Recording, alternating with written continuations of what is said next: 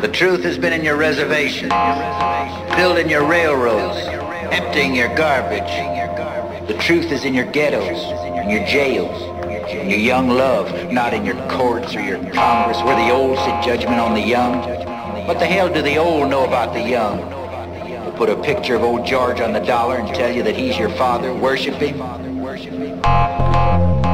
Look at the madness that goes on. You can't prove anything that happened yesterday.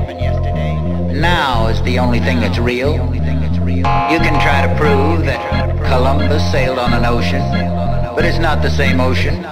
It's a different ocean. It's a different world. It's a different world.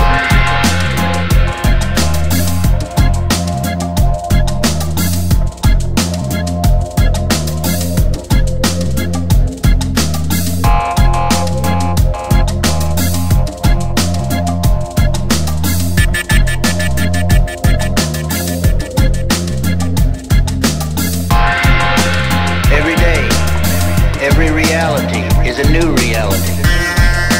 Every new reality is a new horizon, a brand new experience of living. I got a note last night from a friend of mine. He writes in his note that he's afraid of what he might have to do in order to save his reality, as I saved mine. You can't prove anything. There's nothing to prove. Every man judges himself. He knows what he is. You know what you are as I know what I am. We all know what we are. Nobody can stand in judgment. They can play like they're standing in judgment. They can play like they stand in judgment and take you off and control the masses with your human body. And they can lock you up in penitentiaries and cages and put you on crosses as they did in the past. But it doesn't amount to anything. What they're doing is they're only persecuting a reflection of themselves. They're persecuting what they can't stand to look at in themselves. The truth. They can't stand to look at the truth in themselves. They persecute themselves. They're butchering themselves every time they go on the freeway. They hate themselves. Look at the signs. Stop. Go. Turn here.